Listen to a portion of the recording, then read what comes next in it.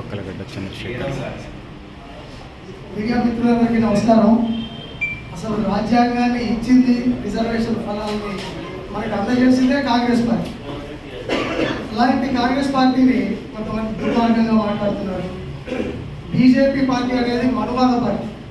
దాన్ని మనుగడలోకి తీసుకొస్తే, దాన్ని ఓకేస్తే మన హక్కులన్నింటినీ కాలరాస్తాయి, అదేవిధంగా రాజ్యాంగాన్ని రద్దు చేస్తాయి. అది ఒక్కటే కాదు, మనువాద పార్టీ అది రేపు మన తల్లికి, మన చెల్లికి, మన కూతురికి కూడా హక్కులు లేకుండా చేసే అవకాశాలు. కాబట్టి అటువంటి బీజేపీ పార్టీని చిత్తుగా ఓడించాలి, నరేంద్ర మోడీని అడ్డుకట్టవేయాలి.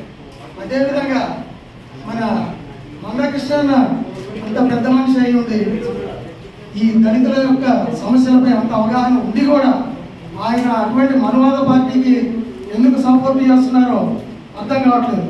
కాబట్టి ఆయన యొక్క చర్యలను మేము తీవ్రంగా ఖండిస్తున్నాం. ఆయన మరొకసారి పునరాలోచన చేసి దళితుల పార్టీ అయిన కాంగ్రెస్కే ఖచ్చితంగా ఆయన కూడా మద్దతు తెలపాలని మేము కోరుకుంటున్నాం. ఇంకో ఖమ్మం జిల్లా అనేది వేరే రకరకాలుగా అందరూ ఏదేదో జిల్లాలని చెప్తుంటారు, కానీ కాదు. ప్రతి ఖమ్మం జిల్లాలో ఖమ్మం పార్లమెంటు నియోజకవర్గంలో 7 అసెంబ్లీ నియోజకవర్గాలు ఉన్నాయి. 7లో ఉమ్మడి ఆంధ్రప్రదేశ్లోనే అత్యధిక మాదిగలు ఉన్న నియోజకవర్గం మదిరం.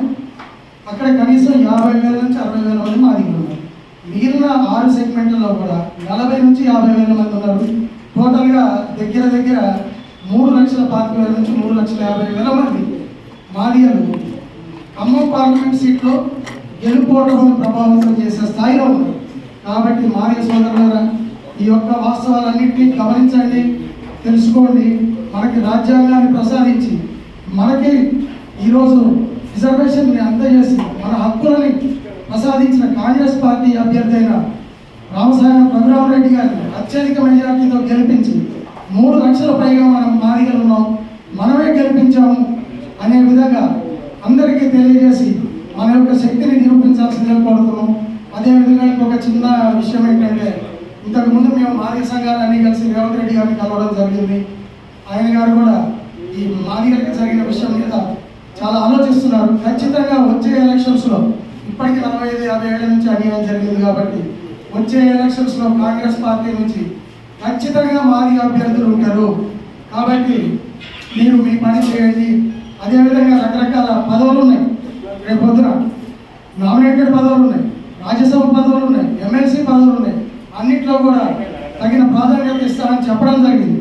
కాబట్టి వీటన్నిటిని దృష్టిలో పెట్టుకుని మనం అత్యధిక మెజార్టీని అభ్యర్థికి అందజేసినప్పుడు ముఖ్యమంత్రి గారు కూడా మన సేవలను గుర్తించి మనకి ఇచ్చిన హామీని నిలబెట్టుకోవడానికి ఆయన ప్రయత్నం చేస్తారు. అదేవిధంగా మనం కూడా గట్టిగా ముఖ్యమంత్రి గారి దగ్గర పోరాడి మన హక్కును సాధించుకోగలమని తెలియజేస్తూ సెలవు.